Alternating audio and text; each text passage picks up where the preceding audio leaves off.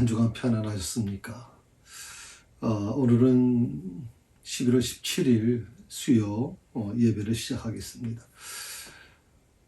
지난 주일날 제가 말씀을 여러분과 같이 나누면서 특별히 이제 요한복음 21장 1절에서 이제 5절까지 그 부분에 대한 말씀을 지금 나누다가 이제 마무리를 했습니다. 그리고 마지막 부분에 혹시 기억나시는지 모르겠지만 이제 갈릴리에 대한 부분, 이 부분을 좀 더 집중적으로 좀 한번 말씀을 드리고 그 다음에 이제 6절, 7절로 넘어가겠다 이렇게 말씀을 드린 것 같아요. 이 사건의 21장의 전체적인 어떤 장소, 주요 그 사건의 장소가 어디냐면 바로 갈릴리입니다. 갈릴리에서 제자들과 예수님과의 이제 만남이 이루어지죠. 처음에는 마가다라 방에서 부활하신 주님이 마가다라 방에서 두 번을 만나게 되죠. 도마가 없을 때 다른 제자들과 만남을 가졌고 또 도마 때문에 일부러 예수님이 찾아오신 사건 두 번 만나셨죠. 그 다음에 이제 갈릴리 호수에서 한 번 만난 겁니다. 그래서 전체적으로 이제 세 번이라고 이렇게 보통 얘기를 할 수 있고요. 물론 뭐 막달라 마리아에게 나타나신 것까지 하면 네 번째 부활하신 예수님께서 사람들 앞에 이제 자기를 나타내는 건데 특히 갈릴리에서의 그 예수님과 제자들의 만남은 굉장히 중요한 사건이라고 저는 생각을 합니다. 그래서 오늘 21장을 마무리하면서 이 갈릴리라고 하는 것에 대한 부분을 좀 집중적으로 여러분과 같이 나누고자 하는 것입니다. 우리는 여기서 제자들이 왜 갈릴리에 있었는지 그 부분을 좀 우리가 알아야 된다고 생각을 해요. 왜 갈릴리에 있어야 되느냐? 뭐 다른 지역도 많이 있었지 않습니까? 예루살렘도 있었고, 원래 예루살렘에 있었지 않습니까?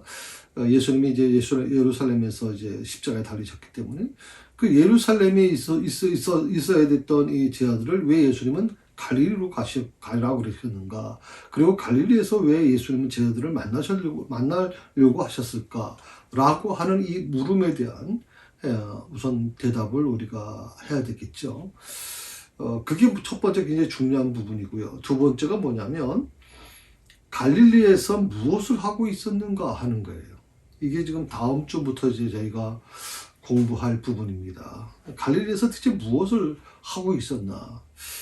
왜 갈릴리에 있었는가 하는 이 부분을 지금 다루면서 제가 가급적이면 이제 그 1시간 안에 다 마무리하려고 하는데 어떻게 될지 모르겠습니다. 조금 더 연장될지 모르겠지만 아무튼 왜 제자들이 갈릴리에 있었는가 하는 이 부분에 대한 것을 조금 더 집중적으로 말씀을 드리겠습니다. 자, 제자들이 갈릴리에 있었던 이유가 뭐냐라고 하는 이 물음에 대해서는 간단합니다. 사실은 예수님의 명령이죠. 예수님께서 갈릴리에서 만나자고 그랬고 갈릴리로 가라고 막달라 마리아를 통해서 아주 강력하게 말씀하셨죠. 그러니까 뭐 더 이상 그 부분에 대해서는 논쟁할 부분은 아니라고 생각을 합니다. 그러니까 자신들의 어떤 생각 때문에 갈릴리로 간 것이 아니라 예수님께서 그렇게 말씀하셨고 또 그 말씀을 제자들은 아주 100% 순종해서 갈릴리로 간 겁니다. 그래서 마가복음 14장 28절을 보게 되면 제가 한번 읽어드릴까요? 한번 마가복음 14장 28절을 한번 여러분 찾아서 한번 줄 쳐놓으시면 좋겠어요. 제가 읽어드리겠습니다. 그러나 내가 살아난 후에 너희보다 먼저 갈릴리로 가리라. 예수님께서 십자가에 못 박히시기 전에 이미 제자들에게 당신의 죽음과 부활을 예고하시면서 부활하신 뒤에는 갈릴리에서 제자들을 만나실 것이라고 말씀하셨거든요. 문제는 이 제자들이 이 28절에 있는 분명히 예수님께서 십자가에 달리시기 전에 잡히시기 전에 이 말씀을 해 주셨는데 제자들이 이 말씀을 기억했을까요? 그러니까 제자들에게 있어서 이 갈릴리라고 하는 것은 왜 예수님께서 갈릴리에서 예수님께서 먼저 갈릴리로 가시겠다고 말씀하셨는지에 대한 부분을 이 제자들이 과연 어떻게 이해했을까요? 하는 거예요. 그리고 그 마가복음 16장 7절에 보게 되면요. 이런 말씀이 있거든요. 한번 보세요. 가서 그의 제자들과 베드로에게 이르기를 예수께서 너희보다 먼저 갈릴리로 가시나니 전에 너희에게 말씀하신 대로 너희가 거기서 배우리라 하라 하는지라. 근데 이것은 물론 이제 막달라 마리아에게 천사를 통해서 이렇게 명령하신 부분이죠. 그러니까 막달라 마리아는 아마 이것을 제자들에게 전했을 겁니다. 오늘 말씀에 보니까 가서 그의 제자들과 베드로에게 이르기를 그러면서 이제 그 막달라 마리아는 천사가 전해준 말을 전해주는 거죠. 예수님께서 너희보다 먼저 갈릴리로 가신다. 전에 너에게 말씀하신 대로, 바로 전에 너에게 말씀하신 대로가 라고 하는 이 부분이 바로 마가복음 14장 28절에 나오는 말씀이에요. 예수님이 십자가 달리시기 위해서 잡히시기 전에 이미 어떻게 보면 이제 마지막 그 부분에서 이제 제자들과 대화 가르침을 주시면서 14장 28절에서 분명히 말씀해 주셨거든요. 내가 살아난 후에 너희보다 먼저 갈릴리로 가리라라고 분명히 말씀해 주셨는데 바로 이것이 전에 너에게 말씀하신 거예요. 그 말씀하신 대로 너희가 거기서 배우리라 하라 하는지라. 오늘 우리는 이거 한번 생각해 보시면 좋겠어요. 물론 이제 천사를 통해서 특별히 막달라 마리아를 통해서 이제 제자들에게 전달되어진 것이죠. 예수님의 그 부활 사건. 그리고 예수님께서 어떻게 그 이후에 만남을 이루어가려고 하시는지 그 부분에 대해서 놀랍게도 전에 너에게 말씀하신 대로라고 하는 이 부분이 굉장히 저는 중요한 부분이라고 생각을 하거든요. 전에 너에게 말씀하신 대로. 우리가 항상 어떤 일을 하려고 할 때 순간적인 어떤 감정에 의해서 결정할 때가 많이 있습니다. 오늘 예수님께서 갈릴리로 가라. 갈릴리에서 내가 너희를 만날 것이다. 라고 말씀하시는 것은 어떤 즉흥적인 부분이 아니라 이미 예고된 것이에요. 이미 14장 28절에서 말씀하셨던 부분이에요. 내가 부활 후에 너희보다 먼저 갈릴리로 가 있겠다라고 하신 말씀을 이미 하셨단 말이죠. 그것을 지금 막달라 마리아를 통해서 천사는 다시 회고시키고 있는 거예요. 전에 너에게 말씀하신 대로 너희가 거기서 배울 것이다 라고 하는 것을 얘기해 줄 때 저는 이 제자들이 어떤 마음이었을까 하는 생각이 들어요. 막달라 마리아를 통해서 천사의 말을 들었을 때 그것도 전에 너에게 말씀하신 대로라고 하는 이 표현을 들었을 때 이 제자들이 어떤 마음을 갖게 됐을까 하는 거예요. 얼마나 부끄러웠겠습니까? 전에 그렇게 말씀하셨지 예수님께서. 요즘처럼요, 우리는 좀 나이가 들면 이제 좀 깜빡하는 게 있잖아요. 큰 문제는 아니지만 순간순간적으로 이제 잊어먹을 때가 있어요. 또 그리고 놓칠 때가 많이 있죠. 근데 이것은요, 이 당시에 2000년 전에는 2000년 전의 사람들의 이 기억력이라고 하는 건 대단한 겁니다. 그래서 어떻게 보면 성경도 마찬가지죠. 구전으로 내려오던 것들이 이제 나중에 지필된 부분들이 많이 있죠. 마가복음도 그렇고 지필된 부분들인데 상당히 성경이 구전으로 내려오는 경우도 그 시간이 있었거든요. 그 구전으로 내려왔다는 게 뭐예요? 성경을 통째로 암송했다는 뜻이에요. 그만큼 과거에는 굉장히 머리가 단순했기 때문에 기억력이 굉장히 좋았죠. 그러니 예수님의 제자들이 오늘 천사를 통해서 마리아가 이 말을 전해줄 때 전에 너에게 말씀하신 대로라고 하는 이 말씀이 왜 기억이 안 났겠습니까? 그때 마가복음 14장 28절에서 하신 말씀이 있었어. 너희보다 먼저 그곳에 갈릴리로 가 있겠다고 말씀하셨던 것이 생각나지 않았겠습니까? 자, 여기서 우리가 한 가지 물음을 좀 던질 필요 있죠. 왜 부활하신 예수님께서는 제자들에게 이 갈릴리로 가라고 하셨을까 하는 이 물음에 대한 우리가 좀 해답을 좀 찾아야 될 것 같습니다. 예수님께서 제자들을 부르신 것은 뭐 오직 한 가지죠. 그것은 뭐냐면 땅끝까지 이르러 복음의 증인이 되게 하기 위해서, 복음의 증인으로 삼기 위해서 그들을 부르셨어요.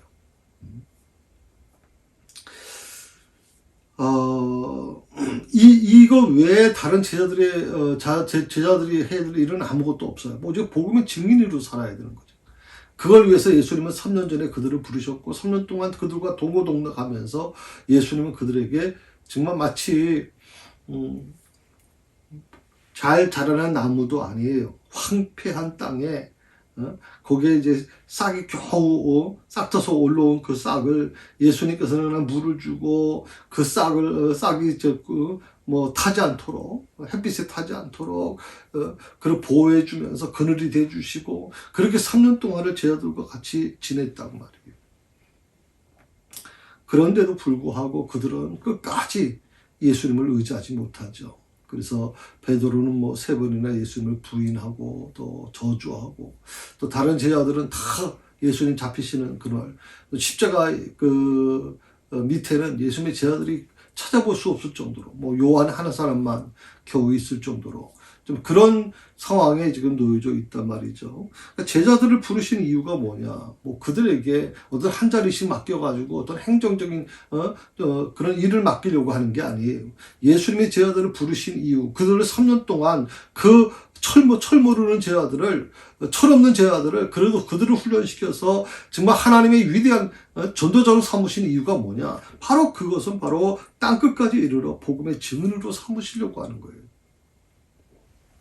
여기서 저는 나 자신에게 이렇게 물어봤어요. 하나님이 나를 부르신 목적이 뭘까?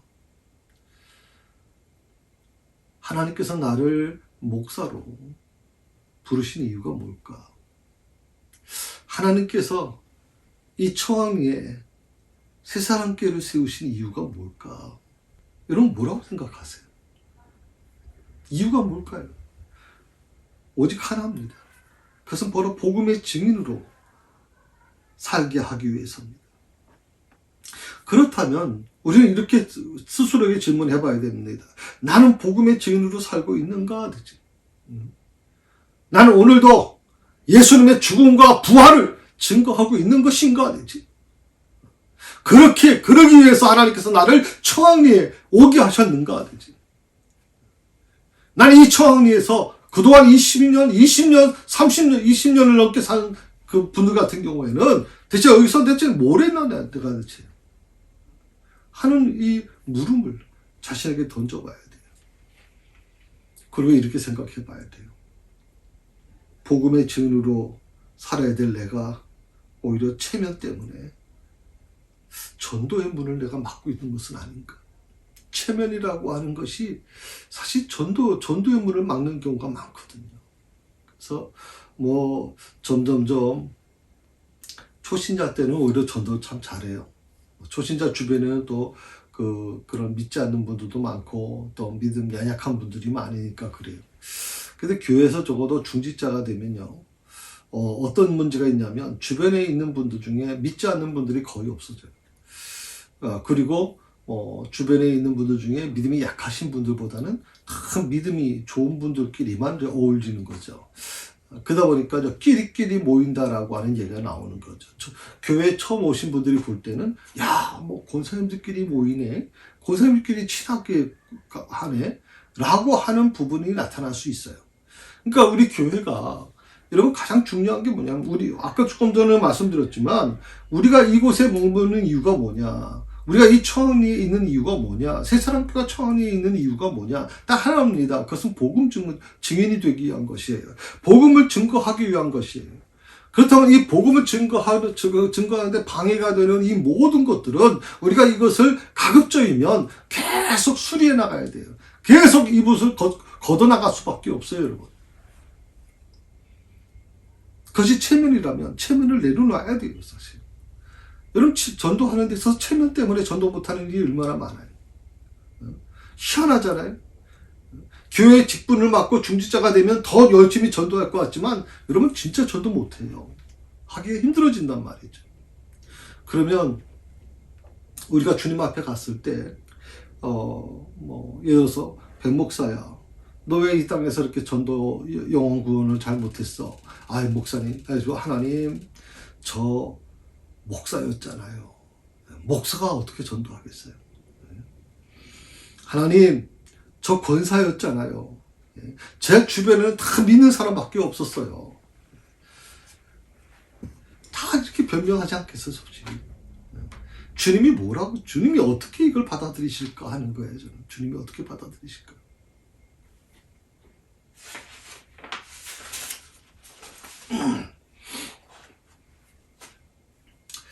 분명히 어떻게 보면, 예루살렘에서 곧바로 이제, 그래도 되잖아요. 예루살렘에서 부활하신 예수님께서 다 모여, 제 아들 다 모여. 11명 다 모여. 또 11명 말고도 또 다른 따르는 분들이 있으니까 다 모여. 그러고 나서는 이제 너는 인도로 가. 너는 저 아시아로 가. 너는 저쪽 유럽으로 가. 이렇게 해서 전부 다 지역을 분배시켜 줘가지고 그곳에서 복음을 전해. 그렇게 하시면 얼마나 좋겠어요. 그렇게 해서 곧바로 땅 끝으로 보내도 될 텐데 왜 그러지 않으셨을까?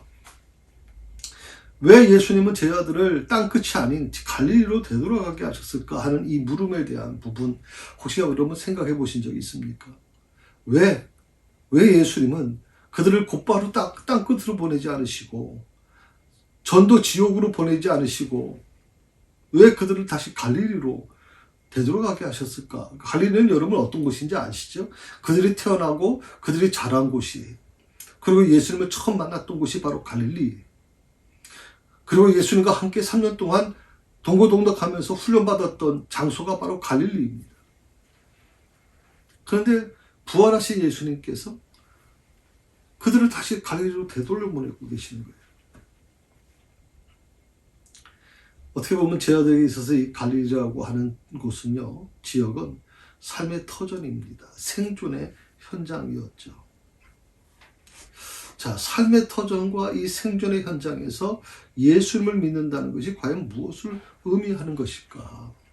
삶의 터전과 생존의 현장에서 예수님을 믿는다는 것.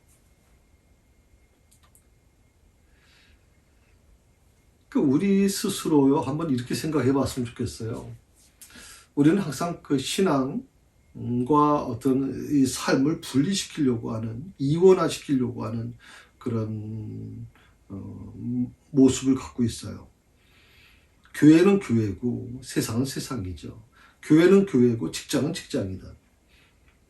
교회에서 신앙생활을 하는 것과 직장에서는 분명히 구분되어야 되지 않느냐. 왜? 교회는 내가 믿음 생활을 하는 곳이고 세상은 내가 이 가정을 운영해 나가고 또 내가 신앙생활을 해 나가기 위해서 필요한 또 헌금도 해야 되잖아요. 또 회비도 내야 되잖아요. 이런 것들을 위해서 내가 돈을 버는 장소예요.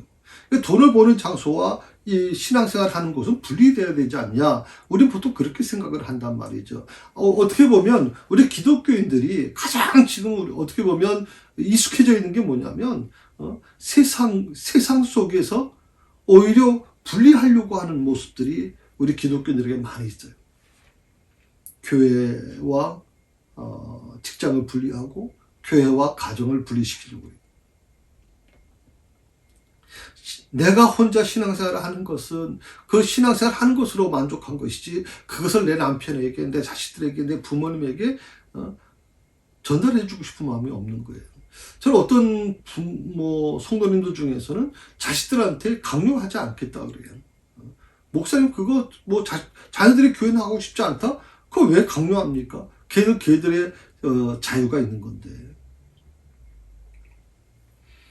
그러니까 삶의 터전과 생존의 현장에서 예수를 믿는다는 것은 과연 뭘 의미하는 거냐? 오늘 이 말씀은 이렇게 생각할 수 있어요. 교회와 세상을, 교회와 직장을, 교회와 가정을 분리시켜서는 안 된다는 거죠. 삶의 터전, 내 가정과 내 직장과 아니면 사업장이 또 내 생존의 현장, 그곳에서 내가 돈을 버는 거니까, 먹고 사는 거니까. 그곳에서 예수님을 믿는다는 게 과연 뭐냐라고 하는 물음을 우리가 던져야 된다 이 말이죠. 저는 이 코로나 그 팬데믹 과정에서 한국 교회가 예배를 모이기 힘들고 또 가정에서 영상 TV로 아니면 핸드폰으로 예배를 드리시는 분들, 물론 뭐 지난 2주 전부터는 좀 많이 완화돼서 우리가 이제 현장에서 예배를 드립니다만은 그런 과정에서 우리 마음속에 어떤 마음이 생깁니까, 여러분? 어떤 마음이 생기는 거예요? 교회 안에서만 와서 예배를 드리던 것에서 이제 가정에서도 예배 드릴 수 있고, 또 우리가 다 다른 곳에 가서 내가 예를 들어서 어느 주일날 주말에 어디 장소에 놀러 갔는데 그 시간 예배 드리는 그 시간에 따로 이제 정해서 그것에서 예배를 드리면 그것도 교회 아닙니까? 예, 틀린 말 아닙니다. 그것도 교회겠죠. 그러나 우리가 아주 좀 진지해 보자는 거죠. 생존의 현장과 삶의 터전에서 과연 예수님을 믿는다는 게 과연 무엇을 의미하는 것이었을까 하는 거예요, 나에게.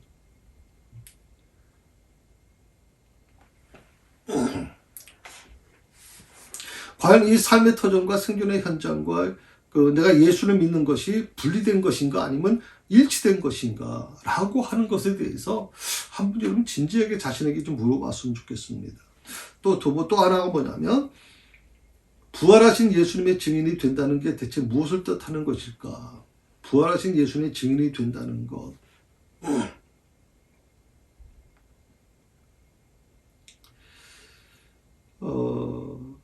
그 물음에 대한 우리가 좀 대답을 해야 될 것 같아요. 부활하신 예수님의 증인이 된다는 것이 무엇을 뜻하는가? 그걸 또 새롭게 정리하고 또 땅끝으로 보내시기 위한 그런 과정, 그것이 바로 어떻게 보면 이 갈릴리가 아니었을까, 우리가 그렇게 생각할 수 있겠죠. 그래서 눈이 여러분에게 말씀을 드리지만 실제적인 이 삶의 현장, 실제적인 이 생존의 현장으로 벗어난 믿음, 저는 그 믿음은 참 믿음이라고 말씀드릴 수 없다고 생각해요. 삶의 현장과 떨어져서 혼자 기도원에서 머물면서 기도원에서 나는 기도만 합니다. 천만의 말입니다, 여러분. 그건 참 믿음이 아니에요. 그건 기복신앙이지 참 믿음이 아니에요. 실제적인 생존의 현장, 내가 돈을 벌고 정말 때로는 서럽고 때로는 예수 믿는다는 것 때문에 핍박당하고 때로는 예배 드렸다는 이유 때문에 서러움 당할 정도로 정말 가슴 굽입하는 말을 듣고 모욕당하고 수없이 그런 과정을 통해서 어려움을 겪으면서 내가 이렇게 예수를 믿어야 되는가? 내가 이렇게 꼭 예수를 이렇게까지 믿어야 되는가? 라는 하는 수많은 고민과 수많은 그런 좌절감을 우리가 느끼면서 그 속에서 그래도 난 하나님을 붙들겠어. 난 하나님을 절대 배신할 수가 없어. 라고 하는 이 신앙에 대한 거듭남의 변화가 일어나지 않는 사람들. 오히려 그런 삶의 현장과 실제적인 생존의 현장에서 벗어난, 우리끼리 가서 예배 드리고, 우리끼리 찬송 부르고, 우리끼리 열심히 기도하고, 저들은 어떻게 되든 간에 상관없다. 라고 하는, 이것은 어떻게 보면 성경에 이런 부분 나오죠.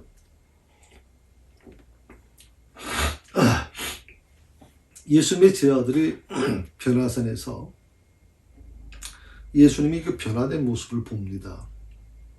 모세와 엘리야와 이미 이분들은 다 돌아가신 죽은 사람들 아니에요. 그런데 예수님이 그들과 새로운 어떤 그런 변화된 모습으로 대화를 하는 모습을 보게 돼요. 그러니까 이 제자들이 얼마나 충격을 받았겠어요. 자기 고린들이 생각할 때는 이 모세 아니면 엘리야 상상도 못하죠. 근데 그분들하고 예수님이 대화하는 모습 보니까 너무 충격적이고 너무 감동을 받으니까 뭐라고 얘기해요, 제자들이? 여기가 좋사오니, 여기가 좋습니다. 여기다가 초막새 지어놓고 저 여기서 머물게 해주세요. 그런데 하나님이 허락하지 않으시잖아요. 내려가라는 거 아니에요. 세상으로 내려가라는 거 아니에요. 세속으로 내려가라는 거 아니에요. 사람들이 있는 곳으로 내려가라는 거 아니에요. 그리고 그렇게 내려가라는 이유가 뭐예요? 너희가 이 변호사에서 봤던 이 모습들을 너희가 내려가서 이 악한 세상을 변화시켜 나가는 그런 능력에 하나의 동기가 되라고 하시는 거 아니에요? 그러니까 참 믿음이라고 하는 것은 절대 삶의 현장, 생존의 현장에서 벗어나는 믿음이 아니에요.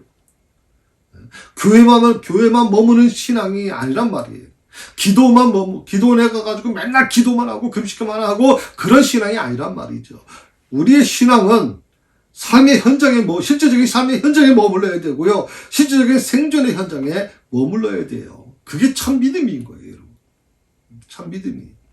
그래서 예수님께서는 제 아들을 데리고 가셔서 산속에서 그들을 따로 분리시켜서 훈련시키지 않으셨어요. 사람들을 없는 곳에서 분리시키지 않으셨어요.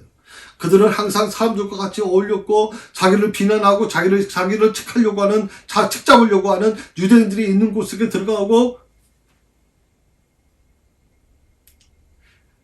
그런 과정을 통해서, 삶의 과정을 통해서 예수님은 제 아들을 훈련시켜 나가셨거든.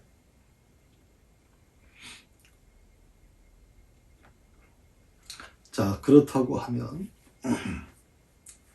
갈릴리로 돌아간 이 제자들은 갈릴리에서 과연 무엇을 했을까 하는 겁니다. 갈릴리에서 무엇을 했을까? 한 세 가지로 저는 예를 들고 싶어요. 첫 번째, 그들이 갈릴리로 돌아가서, 갈릴리는 여러 그들의 가정이 있는 곳이죠. 부모, 처자식이 다 있는 곳이고, 물론 예수님 따른다고 할 때 그들은 부모, 처자식 다 버리고 오직 주님을 위해서 헌신하겠다 했지만 이제 그들이 다시 갈릴리로 돌아갔단 말이죠. 그 갈릴리는 그들의 가정이 있는 곳이에요. 베드로 같은 경우에는 이제 결혼을 했기 때문에 결혼한 가정이 있어요. 또 다른 제자들도 역시 마찬가지로 부모님이 계시는 그런 집들이 다 있을 겁니다. 그러면 그들이 갈릴리에서 무엇을 했을까?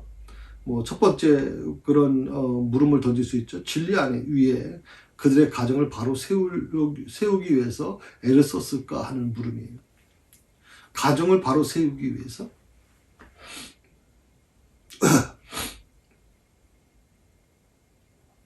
두 번째는요. 진리 안에서 먹고 산다는 의미가 무엇인지를 알려고 했을까 하는 거예요. 먹고 산다는 의미가 뭔지. 그동안은 누가 먹여 살렸어요? 예수님이 먹여 살렸어요. 그들은 노력한 거 없어요. 그냥 예수님만 따라다녔더니 예수님이 다 먹을 거 주는 거예요. 예수님이 병 고쳐주시니까 병 고침을 받은 사람이 너무 감사해서 감사원금 드려요. 너무 감사하니까 그냥 이 예수님의 제자들이 배고프지 않도록 정말 때마다 그냥 먹을 걸 갖다 줘요. 또 많은 예수님을 따르는 여성도들이 이 제자들을 얼마나 잘 먹였겠습니까? 먹고 산다는 것 때문에 걱정하는 적이 없거든요. 그런데 이제 갈릴리로 오니까, 갈릴리로 와서 그들이 생각한 게 뭐냐면, 먹고 산다는 게 과연 뭘까? 예수님이 지금 안 계시는데, 예수님 없는 이 갈릴리에서 우리가 뭘 할 수 있을까라고 하는 문제를 고민하지 않을 수 없었겠죠. 그래서 지금 보면 이제 6절부터는 보면 이제 베드로와 또 다른 제자들 한 7명의 제자들이 배를 타고 나가서 이제 물고기를 잡는 과정이 나오지 않습니까? 그런 과정에 대한 부분이 바로 이 두 번째 의문일 겁니다. 먹고 산다는 의미가 무엇인지 알려고 했을까? 세 번째 물음인데, 세 번째 의문은 이런 겁니다. 구원의 복음을 알지 못한 채 욕망의 포로가 된 이 갈릴리 사람들에게 복음의 증인이 되기 위해서 땀을 흘렸을까? 부활하신 예수님을 이들은 만났잖아요. 그렇다면 이 부활하신 주님을 이 갈릴리 사람들에게 과연 전달했을까? 예수님이 부활하셨습니다. 요셉의 아들이었던, 목수 요셉의 아들이었던 그 예수가 죽음에서 부활하셨습니다. 예수님이 그 십자가에 달려 죽으셨다는 것은 갈릴리 사람들도 다 알았을 거라고 생각하거든요. 그 정도의 그 소문은 다 났을 거라고 생각이 듭니다. 자, 그런 어떤 부분을 위해서, 복음의 증인을 위해서 땀을 흘렸을까 하는 것인데, 그 복음의 증인이 되기 위해서 땀을 흘렸다면 참 아름다운 거죠, 사실은. 이러면 정말 제자들에게 조금 더 흠이 없는 부분입니다. 근데 불행하게도요, 오늘 본문 3절에서는 이렇게 증언하고 있습니다. 같이 읽어볼까요? 3절입니다. 한번 봅시다. 시몬 베드로가 나는 물고기 잡으러 가노라 하니 그들이 우리도 함께 가겠다 하고 나아가서 배에 올랐으나 그날 밤에 아무것도 잡지 못하더니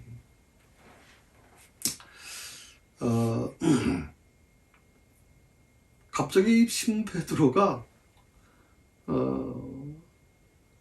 툭 말을 던져요. 나는 물고기 잡으러 간다. 그건 아마 이 베드로가 다른 제자들을 좀 이렇게 모집하기 위한 과정이 아니었겠나. 뭐 자기 혼자 물고기 잡으러 가는 거면 자기 혼자 가면 되죠. 그런데 왜 이 말을 전했을까? 나는 물고기 잡으러 가. 라고 왜 이 베드로가 이 말을 전했을까 하는 거예요. 제자들이 듣도록 했을 거 아닙니까? 그 어떻게 보면 난 물고기 잡으러 가는데 같이 갈 사람 없어? 그런 뜻이겠죠. 물론 이 물고기 잡으러 가는 거에 대한 여러 가지 해석이 있습니다. 뭐 어떤 사람들은 아무 생각 없이 고기를 잡으러 나갔다. 또 어떤 사람들은 뭐 그것보다는 지금 당장 생계에 문제가 있으니까 이제 어떻게 보면 먹고 사는 문제. 지난주에 한번 지지난주인가 말씀드렸죠. 예수님과 같이 다닐 때는 걱정이 없었어요. 뭐 노력하지 않고 뭐 일을 하지 않아도 다들 먹는 데 문제가 없었어요. 근데 예수님이 이미 돌아가셨어요. 예수님을 따르던 사람들이 다 흩어졌어요. 그러다 보니까 그들의 그 주머니 사정이 아주 예수님 살아계실 때하고는 비교가 안 될 정도로 정말 비어갈 수밖에 없죠. 그리고 이제 당장 먹을 거리를 걱정할 수밖에 없을 거라고 생각이 듭니다. 그래서 또 어떤 학자들은 그렇게 얘기를 합니다. 이제 먹는 문제, 생존의 문제를 해결하기 위해서 물고기 잡으러 나갔을 것이다 라고 그렇게 예측하는 분도 있습니다. 다만 한 가지 분명한 것은 그 잡은 물고기, 내가 그 물고기를 잡으러 가서 그 잡은 물고기로 이웃과 더불어 더불어 살기 위해서 그렇게 해서 물고기 잡으러 갔느냐? 그건 아니겠죠. 그거는 전혀 아닌 것 같아요. 두 번째로 잡은 고기를 파는 돈으로 하나님의 일을 하기 위해서일까? 베드로나 다른 6명의 제자들이 과연 그런 마음을 가지고 배를 타고 바다로 나갔을까요? 만약에 그들이 그 잡은 고기를 팔아서 그 파는 돈으로 하나님의 일을 하기 위한 것이었다면 하나님께서 왜 도와주지 않으셨겠어요? 왜 하나님께서 밤새도록 물고기를 잡기 위해서 노력했는데도 한 마리도 잡지 못하게 하셨을까요? 저는 뭐 너무 비약적인지 모르겠지만요. 저는 이 밤새도록 수고했는데 한 마리도 잡지 못했다는 거, 저는 그걸 보면서 이런 생각이 들었어요. 그건 하나님이 개입하신 거다. 하나님께서 잡지 못하게 만드셨다. 어떻게 보면 하나님께서 물고기들에게 경고해 주셔가지고 그 그물에 한 마리도 들어가지 않게 만드셨다. 어떻게 사람이 밤새도록 그물을 내렸는데 어떻게 한 마리도 잡지 못합니까? 이건 뭐가 잘못된 거죠. 뭐 찌꺼기라도 잡아야 되잖아요. 뭐래도 작은 물고기라도 잡아야 되는데 어떻게 그런 것이 전혀 없었을까요? 그건 하나님의 역사라고 저는 생각하거든요. 하나님께서 이들에게 밤새도록 수고했지만 아무것도 얻지 못하게끔 만드셨다고 저는 그렇게 믿고 있어요. 그러니까 잡은 고기로 이웃과 더불어 살기 위해서도 아니고요. 잡은 고기를 파는 돈으로 하나님의 일을, 하나님의 영광을 드러내는 일을 하기 위한 것도 아니고요. 그냥 단순하게 보면 본인이 예전에 어부였으니까 할 수 있는 게 그밖에 없으니까 옛 삶으로 돌아가 버리고 말았다. 보통 그렇게 세 가지로 보통 설명을 하더라고요. 여러분은 어떤 것이 더 합당하다고 생각하시는지 모르겠어요. 자, 첫 번째, 잡은 고기로 이웃과 더불어 살기 위해서, 잡은 고기를 파는 돈으로 하나님의 일을 하기 위해서, 또 세 번째, 단순히 예전의 어부였기 때문에 옛 삶으로 돌아가 버리고 말았던 것. 그 셋 중에 예수님의 제자들이 베드로를 비롯한 다른 제자들이 배를 타고 나간 이유가 뭘까? 그 부분을 한번 여러분 생각해 봤으면 좋겠어요. 왜 고기를 잡아야 되는가 한 이 부분에 대한 성경의 그 기록이 없는 거 보면 그 어떻게 이걸 좀 설명하기가 참 어려운 것 같아요.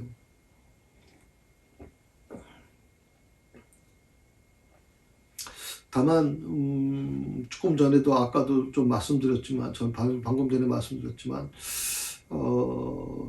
다급하지 않았겠나. 거기에 이제 도마도 끼고 뭐 나단에도 낀 것을 보면 그들은 어부가 아니죠. 예, 도마는 목수 아닙니까? 근데 거기 그 물고기 잡는데 거기에 낀 것을 보면 뭔가 다급한 게 있지 않았나 그 추측할 수 있죠. 그것이 뭐냐면 이제 당장 먹고 사는 문제에 대한 부분에 대해서 좀 고민한 흔적이 보이죠. 누군가 나가서 돈을 벌어야 되는데 거기서 돈을 벌 수 있는 사람이 누가 있겠습니까? 당시에 무슨 여자들이 무슨 돈을 버는 직업을 갖고 있는 것도 아니고 상당히 그런 부분에서 굉장히 좀 어려웠을 거라고 생각이 듭니다. 자, 왜 고기를 잡아야 하는지 또 그것이 진리와 무슨 상관이 있는지 아무도 생각하려고 하지 않았다. 그래서 밤새도록 노력을 했지만 그물을 던졌지만 한 마리의 고기도 건져 올리지 못했다. 그물을 던졌다라고 하는 것은 우리가 어떻게 보면 이제 무슨 뭐 복음을 전도를 하기 위해서 뭐 여러 가지 준비를 해가지고 하지 않습니까? 그 그물은 여러 가지로 해석할 수가 있죠. 어떤 교회 제가 어떤 그 뉴스를 봤는데 어떤 교회에서는 이제 그 마스크를 저희도 초창기에 한번 마스크 한번 한 적이 있었지만 KF94 마스크를 해가지고 뭐 전도용으로 사용한다. 그래서 뭐 몇천 장을 그 주문하는 곳이 있었다라고 하는 얘기도 들어봤어요. 우리가 밤을 샌다라고 하는 것을 보면 이 어부들 특별히 그 물고기를 잡으러 나갔던 이 예수님의 제자들은 정말 최선을 다했다고 저는 생각을 합니다. 밤이 새도록. 그럼 그물 한번 내렸다가 다시 끌어올리기가 쉽질 않아요. 요즘에도 저는 제가 즐겨보는 TV 프로가 있어요. 그게 이제 보통 극한 직업이라 해서 이제 어떤 그 어부들이 배를 타고 나가서 이제 그물을 끌어올리고 하는 이 과정들입니다. 그런데 한 번 그물을 내렸다가 다시 그물을 끌어올리는 그 과정이 정말 만만치 않아요. 요즘 같으면 주로 이제 기계를 많이 이용을 하지 않습니까? 뭐 끌어올리는 기계들이 있지 않습니까? 옛날에 무슨 기계가 있었겠습니까? 다 손으로 하는 거란 말이죠. 그러면 그 그물을 펼쳤다가 그 그물을 다시 손으로 끌어올려가지고 그리고 그물을 다 정리해가 또 다시 또 던지고 하는 게 이거 정말 힘듭니다. 뭐 요즘에는 물론 그물이 크기 때문에 그렇게 하겠지만 정말 기계를 사용하는데도 불구하고 많이 힘들어합니다. 하물며 아무것도 없었던 그 2000년 전에 밤새도록 그물을 내리고 걷는 과정을 했다면 그들이 얼마나 힘들었을까. 그런데 결과적으로 단 한 마리 고기도 건져 올리지 못했다. 이게 결과입니다. 우리가 열심히 뭐 사업을 하고 또 뭐 직장 생활을 하면서 여러분이 최선을 다해서 능력껏 최선을 다하지만 결과적으로 그 밤새도록 하는 수고가 결과적으로 한 마리 고기도 건져 올리지 못하는 그 현실이 지금 내가 살아오는 과정하고 너무나도 닮지 않았나. 내 모습도 그런 모습 아닌가. 그런 생각을 좀 해볼 수 있지 않았겠나 생각을 합니다. 한 마리도 고기도 건져 올리지 못했다면 뭐 첫 번째 한두 번은 그럴 수 있습니다. 한두 번은 뭐 그럴 수 있지만 이게 밤이 새도록 그렇게 했다면 그들은 깨달았어야지. 이 실패의 의미가 대체 뭐냐 대체. 왜 이런 일이 일어났을까? 왜 일어났을까? 왜 한 마리 고기도 잡지 못했을까? 이걸 사실 어떻게 보면 그 부분을 생각해야 됐어, 그죠? 생각해 봐야 되는 거죠. 그런데 제 아들은 아무런 생각도 하지 않았다는 거예요. 혹시 여러분이 살아가는 과정에서 때때로 정말 막히고 다 될 것 같은데도 불구하고 마지막에 정말 틀어지고 뭐 여러 가지 어려움들이 아마 있을 수 있을 겁니다. 이제 그런 걸 겪으실 때 여러분은 어떤 생각이 드시나요? 이건 뭔가 좀 이상한데? 왜 이럴까? 왜 잘 되다가 이건 왜 갑자기 이렇게 안 되는 걸까? 마침 누군가 해방하는 것처럼 보일 때가 있단 말이죠. 해방하는 것 같아요. 누군가. 보이지 않는 어떤 손이 해방시키는 것 같아요. 그럴 때 우리가 항상 생각해야 될 게 뭐냐면, 이거 뭐 때문에 이런 것이지? 내가 뭐 잘못한 것이 있나? 하나님 앞에 내가 뭐 잘못한 것이 있는가? 그렇다면 하나님께 나가서 물으셔야 되잖아요. 하나님 대체 왜 이렇게 막힐 것일까요? 왜 이렇게 막힙니까? 왜 이렇게 잘 되던 것이 갑자기 이렇게 틀어집니까? 이유가 대체 뭡니까, 하나님? 물으셔야 되잖아요. 그게 바로 기도지 않습니까? 기도지 않습니까? 우리가 스스로 나 자신에게 이렇게 질문해 봤으면 좋겠어요. 나는 지금 이렇게 새벽부터 저녁까지 정말 인생 그물을 부지런히 열심히 던지고 있는지, 왜 이렇게 열심히 하고 있는지 말이죠. 정말 몸이 부서지라 열심히 일을 하잖아요. 그 이유가 뭐냐? 어떤 분들은 자식 때문에 어쩔 수 없이 그렇게 합니다, 목사님. 그래도 제가 이렇게 고생하지만 우리 자녀들만큼은 좀 어려움 없이 살게 해주기 위해서 그렇게 하는 분들이라고 좀 생각하는 분들도 있을 겁니다. 오늘 예수님의 제자들은요, 이유를 생각하지 않았어요. 그저 물고기를 한 마리라도 더 잡으려고 혈안되어 있는 것을 보게 돼요. 어떻게 보면 이것도 하나의 욕망인데요. 끊임없는 욕망이죠. 어떻게든지 물고기를 잡고자 하는 마음 때문에 아마 한 번, 두 번 이렇게 그물이 올라왔다면 오늘은 때가 아닌가 보다. 오늘은 하나님이 허락해 주지 않으셨나 보다라고 멈출 수 있었을 텐데 밤이 새도록 계속 그물을 내렸다가 그물을 올렸다면 무엇인가 그들은 이 물고기에 대한 이 집착이 굉장히 컸다고 생각을 하거든요. 이 제자들이 얼마나 이 맹목적으로 물고기에만 집착하고 있었는지를 오늘 사전의 말씀에 보게 되면 이렇게 증거하고 있습니다. 사전의 말씀입니다. 날이 새어 갈 때 예수께서 바닷가에 서셨으나 제자들이 예수인 줄 알지 못하는지라.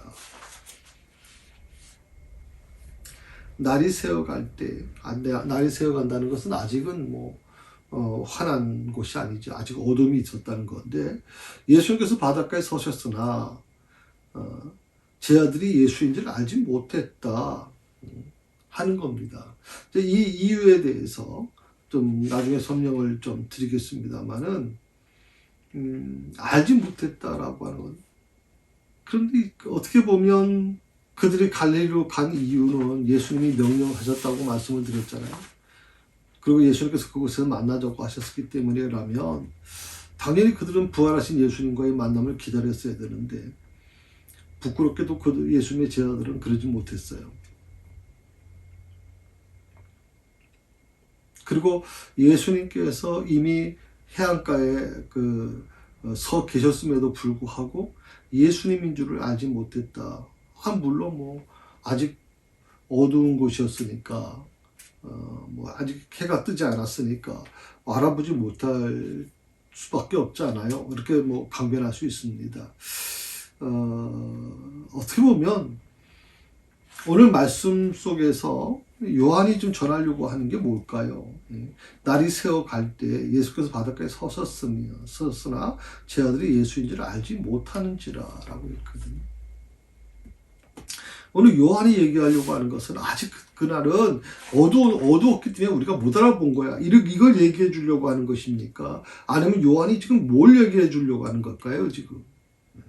그만큼 이 예수님의 제자들의 마음 속에 예수님에 대한 부분이 너무 멀리 있다는 거예요. 지금 그들 앞에는 뭐가 있어요?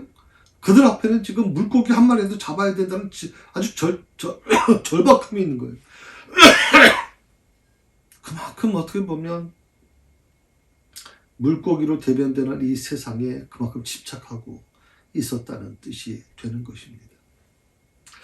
저는 사실 어떻게 보면요, 우리가 7일을 산다고 하면 그 중에 뭐 보통 평균적으로 하루, 주일날 뭐 저희는 또 오후 예배도 없지 않습니까?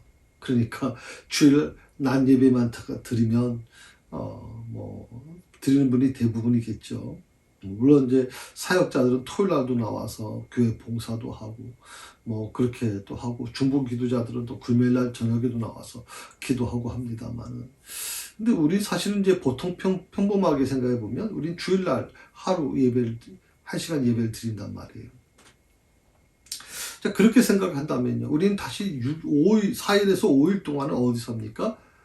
거의 6일 가까이를 세상 속에 사는 겁니다.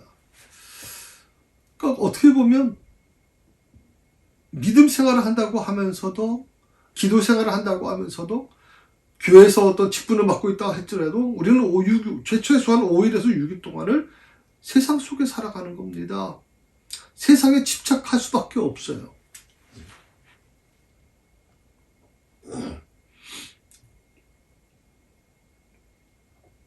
바로 그 순간 예수님께서 제 아들에게 이렇게 물으십니다. 얘들아, 너에게 고기가 있느냐?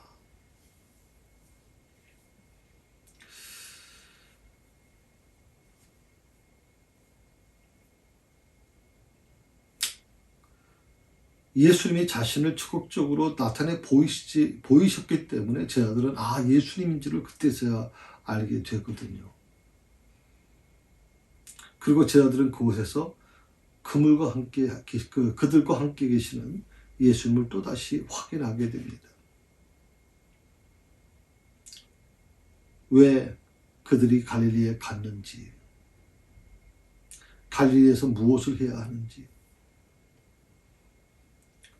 내 인생이 갈릴리에서 어디로 향하고 있는지, 그 문제가 제기된 것이죠. 왜 내가 갈릴리에 있는 것인가? 내가 왜 갈릴리에 갔는가? 갈릴리에서 무엇을 내가 해야 될 것인가? 그리고 내 인생이 갈릴리에서부터 어디로 향하고 있는 것인가?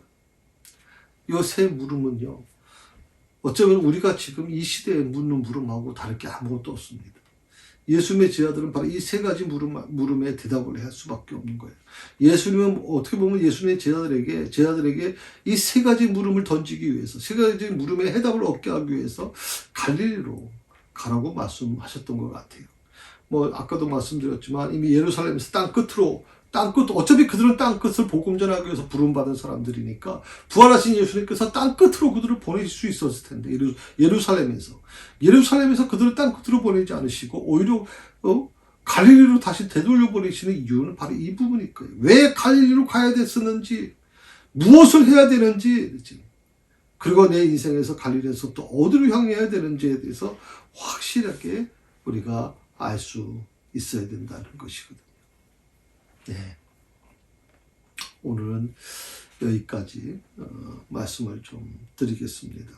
제가 원래는 이거를 좀 하루에 좀 마무리할까 했었는데 좀 시간적으로 좀 그렇게 되지 못한 것 같아요. 한 번 더 이 말씀을 좀 나눠야 될 것 같아요. 그리고 다음 주에 며칠이 되나요?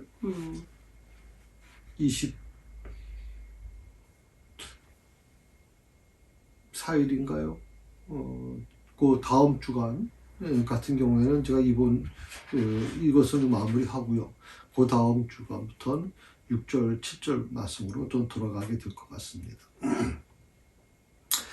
수고하셨습니다. 그리고 날씨가 매우 찹니다. 건강 조심하시고, 요즘엔 뭐 독감이 굉장히 유행이라 그러는데 여러분 건강 유념하시고요.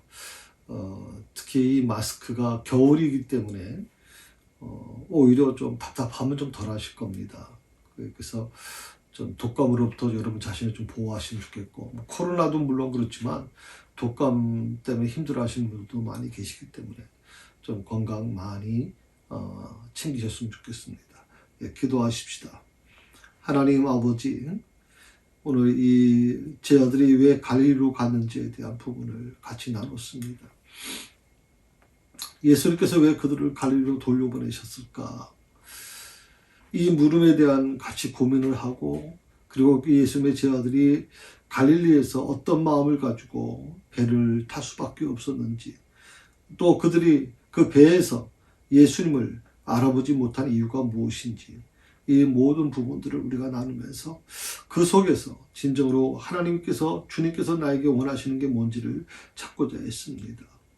하나님, 왜 갈릴리로 우리 자신들이 가야만 했는지, 또 갈릴리에서 무엇을 해야 했는지, 또 갈릴리로부터 어디로 향해야 되는지, 이 물음에 대한 해답을 주님을 통해서 얻을 수밖에 없었던 것처럼 저희 인생도 마찬가지일 겁니다. 주님 없이는 이 물음의 해답을 우리가 얻을 수 없사오니 주여 저에게 지혜를 주시고, 또 주님을 향한 우리의 마음이 정말 흔들리지 않도록 붙들어 주시기를 간절히 원합니다. 사랑하는 성도들의 일터를 축복하시고 저들의 건강을 축복해 주옵소서. 예수님의 이름으로 기도드립니다.